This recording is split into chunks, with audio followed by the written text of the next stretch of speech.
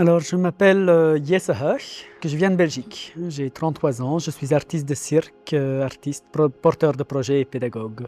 Cette création, de base, est venue d'un besoin de public presque. C'est un spectacle qui est fait pour pouvoir jouer en face des hôpitaux, maisons de retraite et autres, mais qui là était né parce que quand j'étais patient dans l'hôpital, j'aurais bien voulu voir un spectacle en face de ma fenêtre.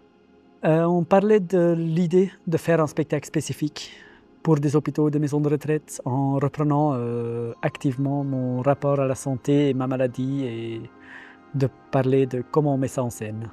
Une fois que je suis sorti de l'hôpital, on avait déjà à moitié écrit un dossier de production dessus. À la suite de ça, on s'est vite rapproché des lieux de résidence qui nous étaient proches pour pouvoir s'entraîner et commencer à rêver à comment on va concrétiser cela. On a contacté une dramaturge amie qui connaît mon histoire, ma santé et qui pouvait nous appuyer dans l'écriture autour. Et petit à petit, on a demandé de l'aide en production. On a essayé d'avoir une subvention, mais vu que ma santé elle était tellement pourrie qu'on ne savait pas combien de temps on aurait, on était dans une efficacité qui n'allait pas avec les demandes de sub. Et la plus grande difficulté dans cette création a été la prospection future, vu qu'on ne savait pas combien de temps ça allait durer, qu'on ne savait pas si on allait pouvoir assumer derrière.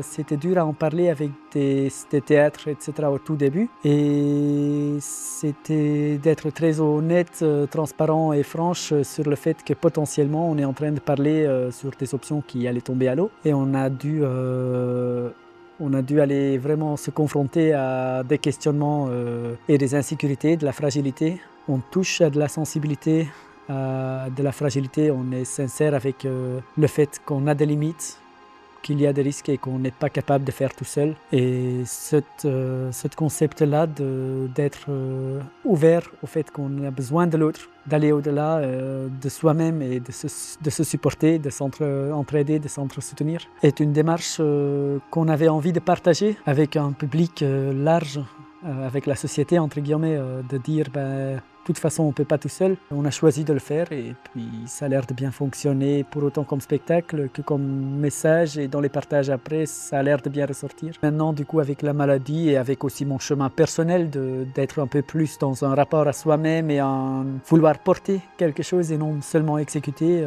j'en suis revenu à mes bases. Et je m'appelle Maria Constanza Cuneo. En fait, j'avais rentré pour la nouvelle création, mais ils avaient besoin d'une reprise de rôle, un peu en urgence, parce qu'il y avait une des personnes qui était enceinte. Alors j'ai arrivé un peu en urgence et depuis fin juillet, je crois, que j'ai repris toutes les dates et les projets jusqu'à maintenant. Les projets, on voit les spectacles, que c'est vraiment un récit d'espoir, que je sens que c'est très fort humainement. Mais en plus, à côté des projets, il y a des interventions avec des endroits hospitaliers. Oui, des gens qui sont en risque de santé ou qui se trouvent souvent à l'hôpital. Et c'est un côté qui m'attire beaucoup, le côté social.